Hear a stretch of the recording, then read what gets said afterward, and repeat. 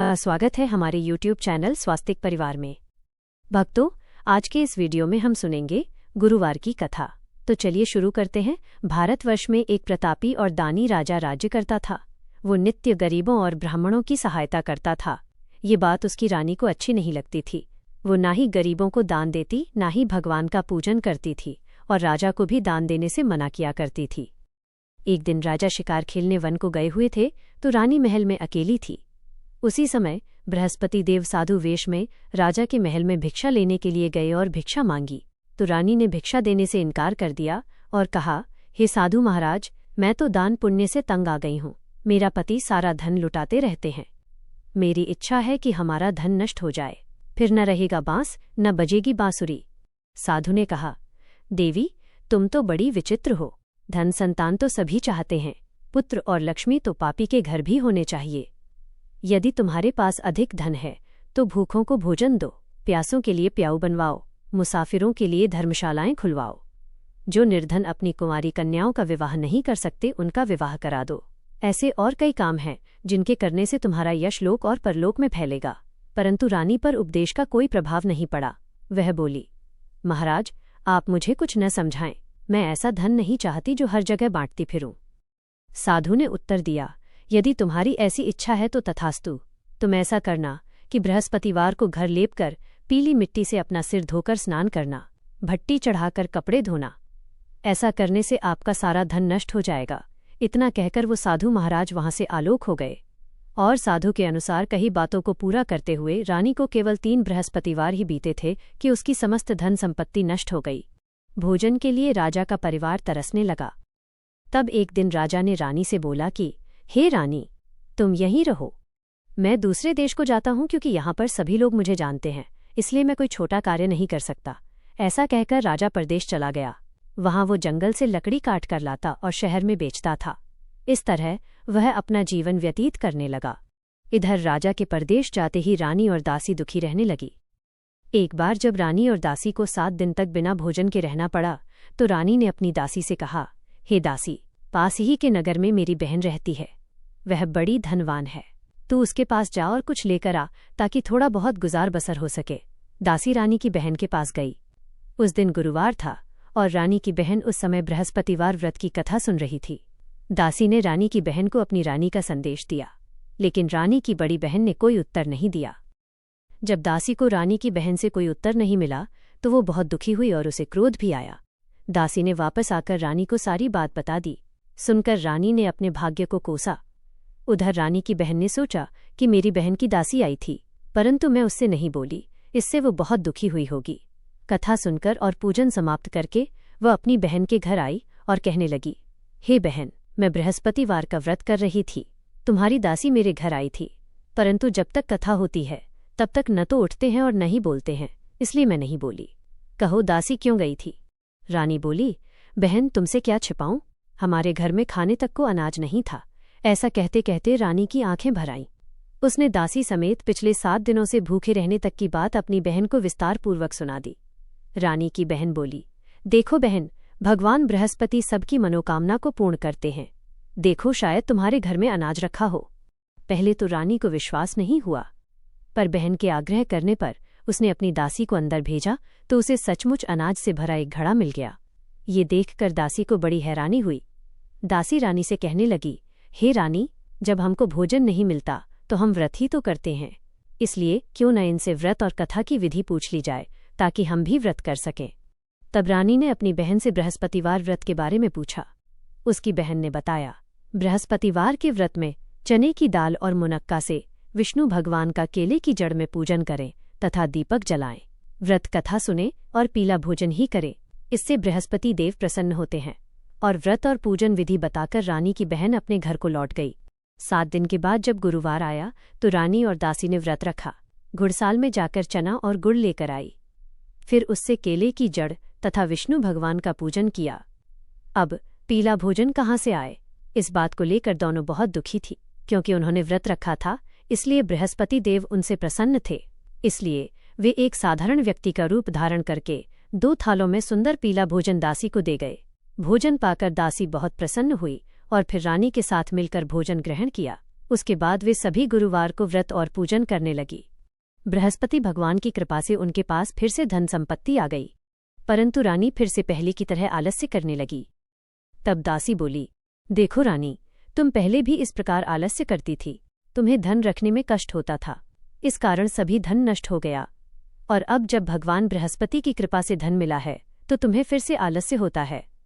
रानी को समझाते हुए दासी कहती है कि बड़ी मुसीबतों के बाद हमने ये धन पाया है, इसलिए हमें दान पुण्य करना चाहिए, भूखे मनुष्यों को भोजन कराना चाहिए और धन को शुभ कार्यों में खर्च करना चाहिए, जिससे तुम्हारे कुल का यश बढ़ेगा, स्वर्ग की प्राप्ति होगी और पितृ प्रसन्न होंगे।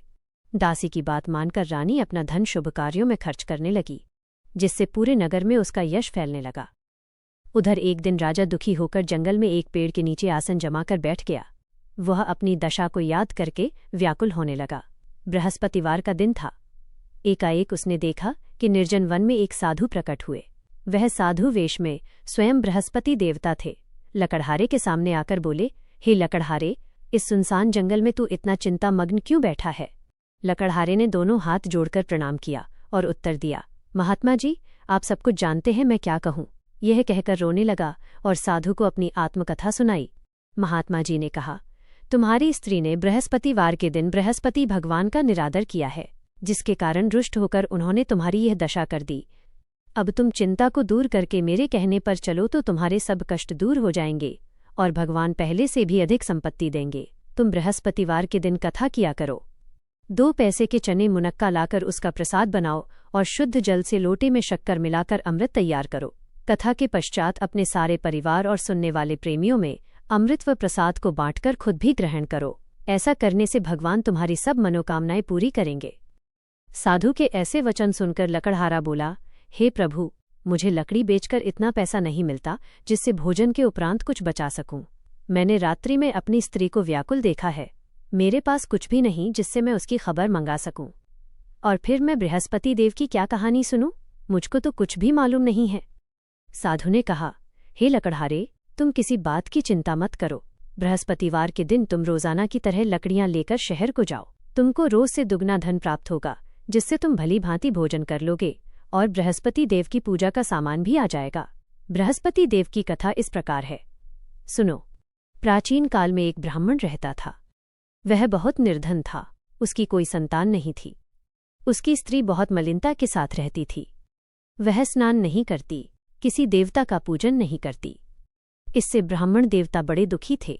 बेचारे बहुत कुछ कहते थे, किंतु उसका कुछ परिणाम नहीं निकला। भगवान की कृपा से ब्राह्मण की स्त्री के कन्या रूपी रत्न पैदा हुआ। कन्या बड़ी होने पर प्रातः स्नान करके विष्णु भगवान का जाप और बृहस्पतिवार का व्रत करने लगी। अपने पूजन पाठ को समाप्त करके विद्यालय जाती तो अपनी मुट्ठी में जौ भर के ले जाती और पाठशाला के मार्ग में डालती जाती। तब ये जौ स्वर्ण के हो जाते तो लौटते समय उनको बिन कर घर ले आती।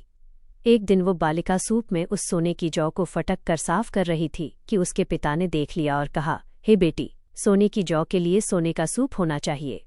दूसरे दिन बृहस्पतिवार था। इस कन्या ने व्रत रखा और बृहस्पति देव से प्रार्थना करके कहा, मैंने आपकी पूजा सच्चे मन से की है, तो मेरे लिए सोने का सूप दे दो। बृहस्पति देव ने उसकी प्रार्थना स्वीकार कर ली। रोजाना की तरह वह कन्या जौ फैलाती हुई जाने लगी। जब लौटकर जौ बिन रही थी तो बृहस्पति देव की कृपा से सोने का सूप मिला। उसे वह घर ले आई और उसमें जौ साफ करने लगी, परंतु उसकी माँ का वही ढंग रहा। एक दिन की बात है कि वह कन्या सोने के सूप में जौ साफ कर रही थी। उस समय उस शहर का राजपुत्र वहां से होकर निकला। इस कन्या के रूप और कार्य को देखकर मोहित हो गया और अपने घर आकर भोजन और जल त्याग कर उदास होकर लेट गया। राजा को इस बात का पता लगा तो अपने प्रधानमंत्री के साथ उसके पास गए और बोले, हे बेटा, तुम्हें किस बात का कष्ट है? किसी ने तुम्हारा अपमान किया है अथवा और कोई कारण हो सो कहो, मैं वही कार्य करूंगा जिससे तुम्हें प्रसन्नता हो। अपने पिता की राजकुमार ने बातें सुनी तो वो बोला, मुझे आपकी कृपा से किसी बात का दुख नहीं है, किसी ने मेरा अपमान नहीं किया है, परंतु मैं उस लड़की से विवाह करना चाहता हूं जो सोने के सूप में जौ साफ कर रही थी। यह सुनकर राजा आश्चर्य में पड़ गया और बोला, हे बेटा, इस तरह की कन्या का पता तुम ही लगाओ, मैं उसके साथ तेरा विवाह अवश्य ही करवा दूंगा। राजकुमार ने उस लड़की के घर का पता बताया। तब मंत्री उस लड़की के घर गए और ब्राह्मण देवता को सभी हाल बताया। ब्राह्मण देवता राजकुमार के साथ अपनी कन्या का विवाह करने के लिए तैयार हो गए तथा विधि विधान के अनुसार ब्राह्मण की कन्या का विवाह राजकुमार के साथ हो गया। कन्या के घर से जाते ही पहले की भांति उस ब्राह्मण देवता के घर में गरीबी का निवास हो गया। अब भोजन के लिए भी अन्न बड़ी मुश्किल से मिलता था। एक दिन दुखी होकर ब्राह्मण देवता अपनी पुत्री के पास गए। बेटी ने पिता की दुखी अवस्था को देखा और अपनी माँ का हाल पूछा। तब ब्राह्मण ने भी सभी हाल कहा। कन्या ने बहुत सा धन देकर अपने पिता को विदा कर दिया। इस तरह ब्राह्मण का कुछ समय सुखपूर्वक व्यतीत हुआ। कुछ दिन के बाद फिर वही हाल हो गया। ब्राह्मण फिर अपनी कन्या के यहाँ गया और सारा हाल कहा तो लड़की बोली, हे पिताजी, आप माताजी को यहाँ ले आओ, मैं उन्हें विधि बता दूंगी जिससे उनकी गरीबी दूर हो जाए। वह ब्राह्मण देवता अपनी स्त्री को साथ लेकर पहुंचे तो अपनी माँ को समझाने लगी कि हे माँ, तुम प्रातःकाल प्रथम स्नान आदि करके विष्णु भगवान का पूजन करो तो सब दरिद्रता दूर हो जाएगी। परंतु उसकी माँ ने एक भी बात नहीं मानी और प्रातःकाल उठकर अपनी पुत्री के बच्चों की झूठन को खा लिया। इससे उसकी पुत्री को भी बहुत गुस्सा आया। उसने एक रात को एक कोठरी से सारा सामान निकाल दिया और अपनी माँ को उसने बंद कर दिया। प्रातः उसमें से उसे निकाला तो स्नान आदि करा के पूजा पाठ करवाया तो उसकी माँ की बुद्धि ठीक हो गई। इसके बाद वो नियम से पूजा पाठ करती और प्रत्येक बृहस्पतिवार को व्रत रखने लगी। इस व्रत के प्रभाव से उसकी माता और पिता बहुत ही धनवान और पुत्रवान हो गए और बृहस्पति देवता के प्रभाव से इस लोक के सुख को भोगकर अंत में स्वर्ग को प्राप्त हुए। इस तरह कहानी कहकर साधु देवता वहां से अंतर्ध्य हो गए। धीरे धीरे समय व्यतीत होने पर फिर वही बृहस्पतिवार का दिन आया। लकड़हारा जंगल से लकड़ी काटकर किसी शहर में बेचने गया। उसे उस दिन और दिन से अधिक पैसा मिला। राजा ने चना, गुड़ आदि लाकर गुरुवार का व्रत किया। उस दिन से उसके सभी क्लेश दूर हो गए। परंतु जब दोबारा गुरुवार का दिन आया तो बृहस्पतिवार का व्रत करना भूल गया। इस कारण बृहस्पति भगवान नाराज हो गए। उस दिन उस नगर के राजा ने विशाल यज्ञ का आयोजन किया था तथा शहर में यह घोषणा करा दी कि कोई भी मनुष्य अपने घर में भोजन न बनवाए न आग जलाए। समस्त जनता मेरे यहाँ भोजन करने आए। इस आज्ञा को जो न मानेगा उसे फांसी की सजा दी जाएगी। इस तरह की घोषणा संपूर्ण नगर में करवा दी गई। राजा की आज्ञा के अनुसार शहर के सभी लोग भोजन करने गए, लेकिन लकड़हारा कुछ देर से पहुंचा। इसलिए राजा उसको अपने साथ घर ले गए और ले जाकर भोजन करा रहे थे तो रानी की दृष्टि उस खूंटी पर पड़ी जिस पर उसका हार लटका हुआ था। वो वहां पे दिखाई नहीं दिया। रानी ने निश्चय किया कि मेरा हार इस मनुष्य ने चुरा लिया है। उसी समय सिपाहियों को बुलाकर उसको कारागार में डलवा दिया। जब लकड़हारा कारागार में पड़ गया और बहुत दुखी होकर विचार करने लगा कि न जाने कौन से पूर्व जन्म के कर्म से मुझे यह दुख प्राप्त हुआ है, और उसी साधु को याद करने लगा जो कि जंगल में मिला था। उसी समय तत्काल बृहस्पति देव साधु के रूप में प्रकट हुए और उसकी दशा को देखकर कहने लगे, अरे मूर्ख, तूने बृहस्पति देव की कथा नहीं करी, इस कारण तुझे दुख प्राप्त हुआ है। अब चिंता मत कर। बृहस्पतिवार के दिन कारागार के दरवाजे पर 4 पैसे पड़े मिलेंगे। उनसे तू बृहस्पति देव की पूजा करना, तेरे सभी कष्ट दूर हो जाएंगे। बृहस्पतिवार के दिन उसे 4 पैसे मिले। लकड़हारे ने कथा कही। उसी रात्रि को बृहस्पति देव ने उस नगर के राजा को स्वप्न में कहा, हे राजा, तुमने जिस आदमी को कारागार में बंद कर दिया है वो निर्दोष है। वह राजा है, उसे छोड़ देना। रानी का हार उसी खूंटी पर लटका है। अगर तू ऐसा नहीं करेगा तो मैं तेरे राज्य को नष्ट कर दूंगा। इस तरह रात्रि के स्वप्न को देखकर राजा प्रातःकाल उठा और खूंटी पर हार देखकर लकड़हारे को बुलाकर क्षमा मांगी और लकड़हारे को योग्य सुंदर वस्त्र आभूषण देकर विदा कर दिया। बृहस्पति देव की आज्ञा के अनुसार लकड़हारा अपने नगर को चल दिया। राजा जब अपने नगर के निकट पहुंचा तो उसे बड़ा आश्चर्य हुआ। नगर में पहले से अधिक बाग, तालाब, कुएं तथा बहुत सी धर्मशाला, मंदिर आदि बन गई हैं। राजा ने पूछा, ये किसका बाग और धर्मशाला है? तब नगर के सब लोग कहने लगे, ये सब रानी और बंदी के हैं। तो राजा को आश्चर्य हुआ और गुस्सा भी आया। जब रानी ने ये खबर सुनी कि राजा आ रहे हैं तो उन्होंने दासी से कहा, हे दासी, देख राजा हमको कितनी बुरी हालत में छोड़ गए थे। हमारी ऐसी हालत देखकर वो लौट न जाए, इसलिए तू दरवाजे पर खड़ी हो जा। आज्ञा के अनुसार दासी दरवाजे पर खड़ी हो गई। राजा आए तो उन्हें अपने साथ लेकर आई। तब राजा ने क्रोध करके अपनी रानी से पूछा कि ये धन तुम्हें कैसे प्राप्त हुआ है? तब उन्होंने कहा, हमें ये सब धन बृहस्पति देव के इस व्रत के प्रभाव से प्राप्त हुआ है। राजा ने निश्चय किया कि 7 रोज बाद तो सभी बृहस्पति देव का पूजन करते हैं, परंतु मैं प्रतिदिन दिन में 3 बार कहानी और रोज व्रत किया करूंगा। अब हर समय राजा के दुपट्टे में चने की दाल बंधी रहती और दिन में 3 बार कहानी कहते। एक रोज राजा ने विचार किया कि चलो अपनी बहन के यहाँ हो आवे। इस तरह निश्चय करके राजा घोड़े पर सवार होकर अपनी बहन के यहाँ को चलने लगा। मार्ग में उसने देखा कि कुछ आदमी एक मुर्दे को लिए जा रहे हैं। उन्हें रोककर राजा कहने लगा, अरे भाइयों, मेरी बृहस्पति देव की कथा सुन लो। वे बोले, लो, हमारा तो आदमी मर गया है, इसको अपनी कथा की पड़ी है। परंतु कुछ आदमी बोले, अच्छा कहो, हम तुम्हारी कथा भी सुनेंगे। राजा ने दाल निकाली और जब कथा आधी हुई थी कि मुर्दा हिलने लग गया, और जब कथा समाप्त हो गई तो राम राम करके मनुष्य उठकर खड़ा हो गया।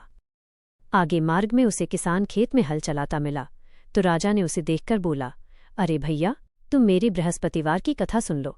किसान बोला, जब तक मैं तेरी कथा सुनूंगा तब तक 4 हरैया जोत लूंगा, जा अपनी कथा किसी और को सुनाना। इस तरह राजा आगे चलने लगा। राजा के हटते ही बैल पछाड़ खाकर गिर गए और किसान के पेट में बड़ी जोर का दर्द होने लगा। उस समय उसकी माँ रोटी लेकर आई और उसने जब ये देखा तो अपने पुत्र से सब हाल पूछा और बेटे ने सभी हाल कह दिया तो बुढ़िया दौड़ी दौड़ी उस घुड़सवार के पास गई और उससे बोली कि मैं तेरी कथा सुनूंगी, तू अपनी कथा मेरे खेत पर चलकर ही कहना। राजा ने बुढ़िया के खेत पर जाकर कथा कही, जिसके सुनते ही वो बैल उठकर खड़े हुए तथा किसान के पेट का दर्द भी बंद हो गया। राजा अपनी बहन के घर पहुंचा। बहन ने भाई की खूब मेहमानी की। दूसरे रोज प्रातःकाल राजा जगा तो वो देखने लगा कि सब लोग भोजन कर रहे हैं। राजा ने अपनी बहन से कहा, ऐसा कोई मनुष्य है जिसने भोजन नहीं किया हो, मेरे बृहस्पतिवार की कथा सुन ले। बहन बोली, हे भैया, ये देश ऐसा है कि पहले यहाँ लोग भोजन करते हैं, बाद में अन्य काम करते हैं। अगर कोई पड़ोस में हो तो देखाऊं। वो ऐसा कहकर देखने चली गई, परंतु उसे कोई ऐसा व्यक्ति नहीं मिला जिसने भोजन न किया हो। अतः वह एक कुम्हार के घर गई जिसका लड़का बीमार था। उसे मालूम हुआ कि उनके यहाँ 3 रोज से किसी ने भोजन नहीं किया है। रानी ने अपने भाई की कथा सुनने के लिए कुम्हार से कहा। वो तैयार हो गया। राजा ने जाकर बृहस्पतिवार की कथा कही, जिसको सुनकर उसका लड़का ठीक हो गया। अब तो राजा की प्रशंसा होने लगी। एक रोज राजा ने अपनी बहन से कहा कि हे बहन, हम अपने घर को जाएंगे, तुम भी तैयार हो जाओ। राजा की बहन ने अपनी सास से कहा तो सास ने कहा, हाँ चली जा, परंतु अपने लड़कों को मत ले जाना, क्योंकि तेरे भाई की कोई औलाद नहीं है। बहन ने अपने भैया से कहा, भैया मैं तो चलूंगी पर कोई बालक नहीं चलेगा। तो राजा बोला, जब कोई बालक नहीं चलेगा तब तुम ही क्या करोगी।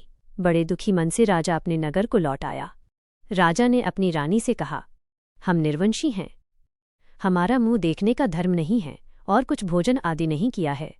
रानी बोली, हे प्रभु, बृहस्पति देव ने हमें सब कुछ दिया है, वह हमें औलाद अवश्य देंगे। उसी रात को बृहस्पति देव ने राजा से स्वप्न में कहा, हे राजा, उठो, सभी सोच त्याग दो, तेरी रानी गर्भ से है। राजा को यह बात सुनकर बड़ी खुशी हुई। 9वें महीने में उसके गर्भ से एक सुंदर पुत्र पैदा हुआ। तब राजा बोला, हे रानी, स्त्री बिना भोजन के रह सकती है, पर बिना कहे नहीं रह सकती। जब मेरी बहन आएगी तो मुझसे कुछ मत कहना। रानी ने सुनकर हाँ कर दिया। जब राजा की बहन ने ये शुभ समाचार सुना तो वो बहुत खुश हुई और बधाई लेकर अपने भाई के यहाँ आई। तभी रानी ने कहा, घोड़ा चढ़कर तो नहीं आई है, गधा चढ़कर आई है। राजा की बहन बोली, भाभी, मैं इस प्रकार न कहती तो तुम्हें औलाद कैसे मिलती। बृहस्पति देव ऐसे ही हैं, जैसी जिसके मन में कामनाएं हैं सभी को पूर्ण करते हैं। जो सद्भावनापूर्वक बृहस्पतिवार का व्रत करता है एवं कथा पढ़ता है अथवा सुनता है, दूसरों को सुनाता है, बृहस्पति देव उनकी सभी मनोकामनाएं पूर्ण करते हैं। बृहस्पति देव उनकी सदैव रक्षा करते हैं। जो संसार में सद्भावना और सच्चे हृदय से बृहस्पति देव का पूजन करते हैं, उनकी सभी मनोकामनाएं उसी प्रकार पूर्ण होती हैं जैसे राजा और रानी ने बृहस्पति देव की कथा का गुणगान किया। उनकी सभी इच्छाएं बृहस्पति देव ने पूर्ण की। मनुष्य को हृदय से उनका मनन करते हुए जयकारा करना चाहिए। तो प्रेम से बोलिए, बृहस्पति देव की जय, विष्णु भगवान की जय, समस्त देवी देवताओं की जय। हमें उम्मीद है कि आपको हमारा ये वीडियो पसंद आया होगा और इससे आपको हिंदू धर्म, व्रत, त्योहारों और पूजा पाठ से जुड़ी नई व उपयोगी जानकारी मिली होगी। अगर आपको हमारा वीडियो अच्छा लगा हो तो लाइक, शेयर और सब्सक्राइब जरूर करें और घंटी का बटन दबाएं ताकि हमारे आने वाले हर नए धार्मिक वीडियो की सूचना आपको सबसे पहले मिले। फिर मिलेंगे अगले वीडियो में एक नई आध्यात्मिक कहानी और भक्ति भरे संदेश के साथ। जय श्री राम, जय माता दी, हर हर महादेव।